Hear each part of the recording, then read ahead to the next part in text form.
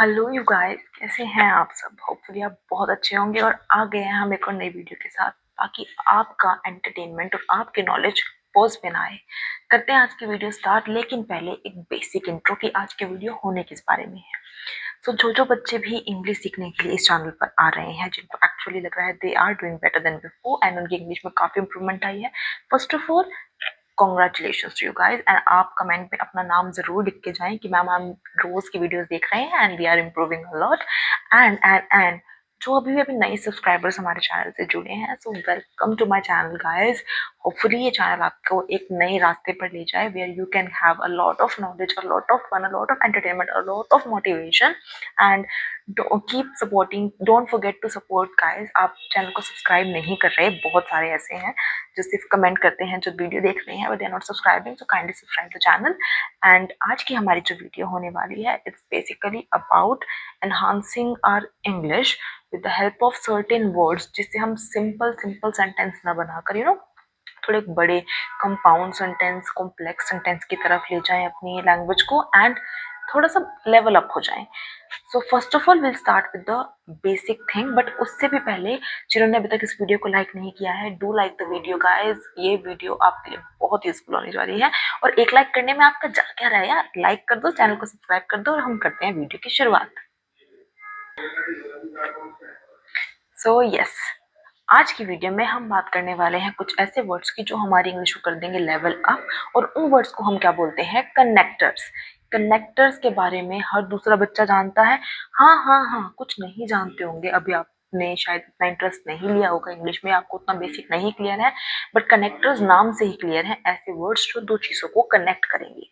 अभी हम क्या करते हैं, छोटे छोटे सेंटेंस बनाते हैं। he does this, go there, you do this, people look for this, people are doing this। एक एक बात कर रहे हैं सेंटेंस में, बट इंग्लिश कब अच्छी लगती है बोलने में और लिखने में, when we use multiple sentences in the same line। For example, I really wanted to do that, however if I would not be able to do because of the kind of things। दो तीन बातों को जोड़ दिया with the word however, so we call it connectors। ऐसे words जिनका काम ही यही है कि वो अलग अलग बातों को कनेक्ट करेंगे। बट होता क्या है, पहले तो जो हमारे बेसिक सेंटेंसेस हैं वो तीन तरह के हैं। सिंपल सेंटेंस जो हम छोटे छोटे सेंटेंस बनाते हैं जिसमें एक सब्जेक्ट होगा, एक ऑब्जेक्ट होगा और वर्ब होगी। सब्जेक्ट लाइक लोग काम करते हैं, पीपल सब्जेक्ट, वर्ब हमारी पहले आई करते हैं डू, एंड देन हमारा काम ऑब्जेक्ट वर्ब। बच्चे खाना खाते हैं, बच्चे सबसे पहले आया सब्जेक्ट, वर्ब आई खाते हैं ईट, एंड देन खाना food, so object. Subject verb object, जिसमें सिर्फ ये तीन चीजें हैं, एक आधी मान लो प्रपोजिशन आ गई तो उसको हम बोलते हैं नॉर्मली हमारा सिंपल सेंटेंस। लेकिन अगर हमें उनको सेंटेंसेस को दो अलग अलग बातों को जोड़ना है, ऐसा इसलिए हो रहा है क्योंकि बच्चे ऐसा कर रहे हैं। वे परीक्षा में पास हुए क्योंकि बच्चे पढ़ाई करते हैं, या बच्चे पढ़ाई करते हैं इसलिए वे परीक्षा में पास हुए। ना कुछ वर्ड डाल के हम दो बातों को जोड़ सकते हैं। सो इसी तरह के जो वर्ड्स हैं हम ऐसे कनेक्टर्स यूज करते हैं जो हमारी सिचुएशंस को जोड़ते हैं, हमारी राइटिंग को, हमारी स्पीकिंग को और भी ज़्यादा एनहांस कर देते हैं। फॉर एग्जाम्पल, हमने बात करी कि पिछले साल के टाइम पे तो प्रोपोर्शन जो था वो एनिमल्स का लगभग 10 लाख था, बट अब के केस में जो है वो डिक्रीज हो गया है। So we use the word but.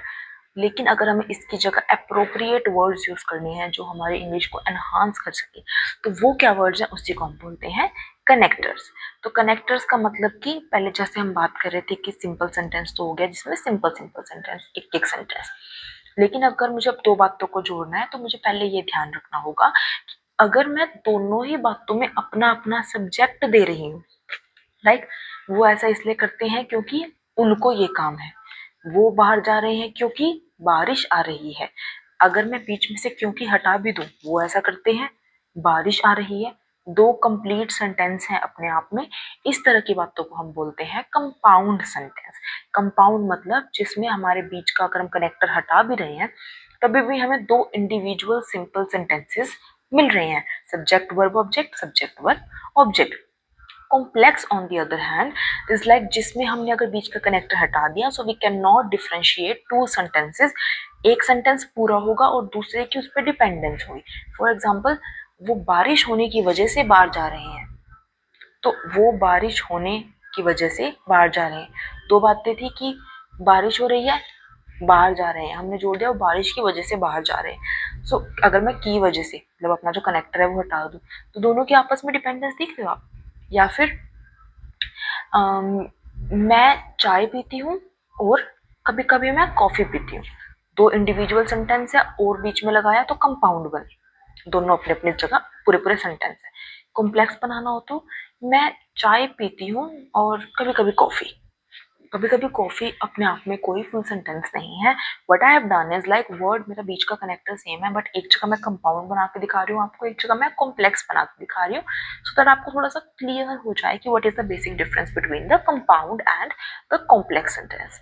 तो अभी इस तरह के सेंटेंसेस बनाते हो आपको सबसे पहले ये ध्यान रखना होगा कि हमेशा हमेशा कॉम्प्लेक्स सेंटेंस को बेटर माना जाता है as comparative to compound sentence. जो भी बच्चे कंपाउंड सेंटेंस बनाने में इंटरेस्टेड है, I am going to tell you, कई बार आपको ऐसा लगता होगा कि हम यूज कर रहे हैं वर्ड्स, जो बच्चे ना कोई कॉम्पिटिटिव एग्जाम को इंग्लिश फ्लुएंसी टेस्ट दे रहे हैं, आप इंग्लिश का फ्लुएंसी टेस्ट अपना देते हैं, आपको लगता है कि मेरे वर्ड्स तो मैं भी सेम यूज कर रहा हूँ, टीचर ने मुझे 10-15 word they the, I am using the same, other person is using also the same, लेकिन उसके बैंड ज्यादा है मेरे बैंड ज्यादा नहीं है, तो मे बी आप कंपाउंड सेंटेंस ज्यादा बना रहे हैं और दूसरे वाला जो बच्चा है वो कॉम्प्लेक्स सेंटेंस भी बना रहे हैं। तो क्योंकि कॉम्प्लेक्स सेंटेंस को इंग्लिश में एक अलग लेवल पे प्रायोरिटी दी गई है as comparative to compound sentence, सबको ऐसा लगता है कि कंपाउंड सेंटेंस बना लिया, दो सेंटेंस को जोड़ना इज वेरी इजी, लेकिन कॉम्प्लेक्स सेंटेंस में आप अपना दिमाग लगा के उनको एक चीज में कन्वर्ट कर रहे हैं। सो होता क्या है, आपको वो कंपाउंड सेंटेंस बनाने के लिए हल्के से थोड़े से डिफरेंट वर्ड्स यूज करने पड़ते हैं ताकि आप बिना दो अलग अलग सब्जेक्ट के भी हम सेंटेंस को बना लें। तो सेंटेंसेस लाइक इफ देन, अगर ऐसा होगा तो ऐसा होगा, अगर ऐसा करते हैं तब ये होगा। If then is a complex sentence क्योंकि इसमें एक दूसरे पे डिपेंडेंट है। ऐसा नहीं है कि आप एक को हटा दो अगर ऐसा होता है तो ऐसा होगा तो ऐसा होगा, कि इंडिविजुअलिटी कुछ नहीं है, आपको इसको अगर वाली लाइन के इफ वाली लाइन के साथ में ही जोड़ के बोलना पड़ेगा तभी उसकी value. So if then is a complex sentence. आप इफ देन का यूज करके सेंटेंस बनाए अपने राइटिंग में, अपने स्पीकिंग में यूज करें इफ देन को, ऑटोमेटिकली आपकी इंग्लिश जो है वो एनहांस हो जाएगी। देन इवन दो, हालांकि ऐसा होता है फिर भी वो क्या करें, इवन दो एक दूसरे पे डिपेंडेंसी है, इंडिविजुअली उनका कोई भी ऐसा बेस पॉइंट नहीं है कि आप खाली इवन को यूज कर लो खाली दो को यूज कर लो और आपका सेंटेंस कंप्लीट हो जाएगा, नहीं होगा। You have to use them no both together, so उसी की वजह से आपका कंपाउंड नहीं कॉम्प्लेक्स सेंटेंस बन रहा है। सिमिलरली येट का यूज, स्टिल का यूज, और भी बहुत तरीके के वर्ड्स हैं जिनके थ्रू आप कंपाउंड और कॉम्प्लेक्स सेंटेंस में डिफ्रेंशिएट कर सकते हैं। बट आज की हमारी वीडियो इज अबाउट कनेक्टर्स, तो मैं आपको ज्यादा डीप में कॉम्प्लेक्स और कंपाउंड सेंटेंस नहीं बना रही, बट अगर आपको लगता है you have certain doubts about it and you want to get enough knowledge about it, you want to become pro in this kind of field, in the grammatical field, so you can comment me down and definitely I'm going to make a video related to compound and complex sentence with the help of examples, so that आपको briefly clear हो जाए with the help of photos, examples I'm gonna then teach you, but now my particular this video is about the connector, so I will turn to that। सबसे पहले कुछ ऐसे words जो commonly हम use कर सकते हैं, या तो हमने कोई बात, अगर हमने एक सिंपल बात करी तो उसके जो अगली बात होगी या तो वो उससे सिमिलर होगी या वो उससे अगेंस्ट में होगी। सो उसी से हम शुरू करते हैं अपने स्टार्टिंग के कनेक्टर्स। अगर हमारी बात है सिमिलर, हमने पहले भी कोई चीज इंक्रीज होने के बारे में ही बात किया है and again I am gonna tell कि ये चीज भी इंक्रीमेंट ही आई है। So I can use words like additionally. Additionally is a very good word, साथ ही साथ इसका मतलब होता है similarly, in addition to this, okay, like I'm gonna say like within the passage of time the production of bananas have increased a lot, and additionally the apple production and the apple sales have also grown। so दोनों चीजें increase के बारे में थी, तो similar type of sentences थे। I have use word like as well as, additionally, in addition to this, along with this, इसके साथ ही साथ, तो इस तरह के वर्ड यू कैन यूज। अब अगर हम बात करते हैं ऑन द ऑपोजिट साइड, एक चीज इंक्रीज हुई है दूसरी चीज हमारी जो है वो डिक्रीज हुई है, like the ratio of bananas have increase drastically in the past few years, but on the other hand the Apple production has declined a lot. एक चीज बढ़ी है बट एक चीज कम हुई है, तो हम क्या क्या वर्ड लगा सकते हैं बट की जगह पे, हाउएवर। आप इसे नोट कर लें, बहुत इंपॉर्टेंट है, however, whereas, while, apart from this, on the contrary, on the opposite side की तरह ही होता है. On the contrary, contrary is a word that is used as vocabulary also, contradicting side. So on the contrary, contrasting to it, on the opposite hand, on the paradoxical side. ये सारे words जो हैं हमारे opposite sense को दिखा रहे हैं कि एक चीज तो इंक्रीज हो रही है but on the other hand other thing is getting down. So आपने कॉन्ट्राडिक्टिंग कनेक्टर्स अपने यूज किए. सो ये हो गई हमारे दो तरह के connectors. First is like likewise वाले, सिमिलरली वाले, and second is about the opposite and वाले on the contrasting side. Then हम आ जाते हैं अपने नॉर्मल कनेक्टर्स पे. इसके अलावा हम और क्या क्या कनेक्टर्स यूज कर सकते हैं. तो फॉर एग्जाम्पल हम, जैसे अभी मैंने यूज किया फॉर एग्जाम्पल, हम एग्जाम्पल्स बहुत देते हैं अपनी बात को समझाने के लिए. कई बार ऐसा होता है किसी चीज़ का कोई रीज़न नहीं होता तो वी गिव एन एग्जाम्पल कि उसको क्लियर कर दे. सो फॉर एग्जाम्पल तो नहीं बोलेंगे ना बार बार. So what we can use is for instance, INSTANCE, instance. For instance, to exemplify, example देने के लिए, to exemplify. To go more deeper, कि अगर हम इस बात की गहराई में जाएं तो ऐसा ऐसा होता है. To go more deeper, to be more precise, अपनी बात को समझाने के लिए हम उसको एक्सप्लेन करना चाह रहे हैं, एग्जाम्पल देना चाह रहे हैं. To be more precise. To illustrate, ILLUSTRATE, to illustrate. To exemplify हमने किया था, टू इलिस्ट्रेट हो गया. To elucidate, ELUCIDATE, to elucidate. Illustrate हो गया, टू गो डीपर हो गया, टू इल्यूसिडेट हो गया, टू एग्जाम्पलीफाई हो गया, फॉर इंस्टांस हो गया, फॉर एग्जाम्पल हो गया. मेरे अकॉर्डिंग इतना इनफ है. अगर आपको एक दो और चाहिए तो मैं शॉर्ट्स में डेली बेस पे डाल ही देती हूँ ऐसे कनेक्टर्स की लिस्ट, वोकैबुलरी की लिस्ट, अलग अलग चीज़ों की इंग्लिश की लिस्ट. सो आप उस पर जाएं, आपको बहुत सारे और मिल जाएंगे. बट मेरे को ऐसा लगता है कि लाइक मेरे अकॉर्डिंग इससे ज़्यादा एक में हम नहीं यूज़ करेंगे, बिकॉज ऐसा भी ना लगे ना कि फॉर्मेटिव इंग्लिश को हम बोल रहे हैं, फॉर्मेट सा बना लिया कि आना ही चाहिए, कनेक्टर आना ही चाहिए. नेचुरली में अगर आपको लगता है कि आपका बार बार वर्ड आ रहा है, कोई रिपीट हो रहा है, तो आप उसकी जगह पर different kind of word use कर सकते हैं. एंड इन अ वे वो आपका भी काम करते हैं. बेसिक बट एंड बोलने से अच्छा अगर आप ऐसे वर्ड्स को यूज़ करते हैं, definitely it will develop your English. आपकी इंग्लिश एकदम एनहांस्ड, एडवांस्ड, डेवलप्ड इस तरह की लगती है. So that is one thing. उसके बाद फोर्थ चीज़ पे हम आ गए. जब भी हमें बोलना हो कि लोग ऐसा सोचते हैं, पीपल थिंक दिस, आपके हमेशा आपको कोई बात आने होती है कि लोगों का मानना है ऐसा. So what kind of words आप यूज कर सकते हैं उस टाइम पे. तो it's like it is often claimed by people. Think हमें पता ही है, लोग ऐसा सोचते हैं. थिंक, थिंक के साथ साथ claimed by people. Believed, believe मानते हैं. ओपाइन, ओपिनियन वर्ड होता है, उनका ओपिनियन है, लेकिन उसको अगर हमें वर्ब फॉर्म में लेके आना ओपिनियन को, सो दे ओपाइन लाइक दिस. मैंने कुछ इसमें नोट डाउन भी किए हैं. It's like it is popularly believed that, people often claim that, it is often alleged that, some people argue that. अगर आप लोग नोट कर रहे हैं, आप नोट कर लें. मैं अपनी तरफ से कोशिश कर रही हूँ कि मैं थोड़ा सा स्लो बोल लूँ, बट अगर आपको लग रहा है आप हल्का सा वीडियो पीछे करके ना एक बार नोट करके देख लो उसको. ये बहुत अच्छे वर्ड्स हैं, आपको बहुत काम आएंगे. नोट कर लो, कहीं ना कहीं कभी ना कभी जरूर काम आएंगे. आप देखना आज ही आप 2-3 बार कोशिश करो, आपकी शाम तक में आप कितनी बार बोल दोगे इन वर्ड्स को. Some are of opinion that, a lot of people reckon that, RECKON, reckon, reckon या believe सेम चीज है, सिनोनिम है. reckon that, believe that, opine that, think that, सब कुछ सेम है. contrary to the popular belief, जब आप कह रहे हो कि लोग ऐसा मानते हैं लेकिन वाली बात करने वाले, तो you can say contrary to the popular belief. अगर आप पॉपुलर बिलीफ को ना देखते हुए बात करो तो contrary to this. Some hold the belief that, believe नहीं है गाइस, दोनों में ही, BELIEF. Believe is verb, belief noun. लोग होल्ड करते हैं ऐसा बिलीफ, होल्ड वर्ब हम लगा चुके हैं तो हम सेकंड वर्ब बिलीव नहीं लगाएंगे. अगर आपको बिलीव लगाना है वर्ब फॉर्म में तो आप सिंपल कहोगे people believe that. Some hold the belief, ऐसे contrary to the popular belief वो आपको यूज करना है. बिलीव आप नॉर्मली वर्ब के फॉर्म में यूज करते हैं. सो ये तो आपके वर्ड थे जब आपको दिखाना है कि किसी का ओपिनियन क्या है. इसके अलावा मान लो हमारा एडिशनल हो गया, हमारा कॉन्ट्ररी हो गया, हमारा एग्जाम्पल देने के लिए, एक्सप्लेन करने के लिए हो गए।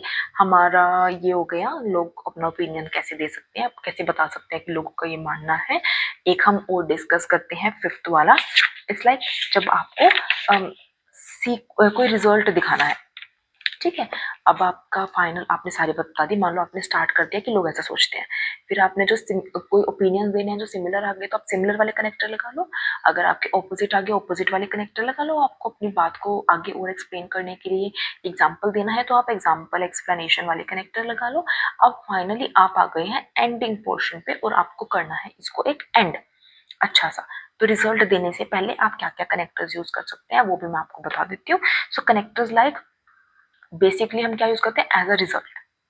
इसी का और advance version is like as a consequence. Consequence की स्पेलिंग आप लोग नोट कर लें, CONSEQUENCE,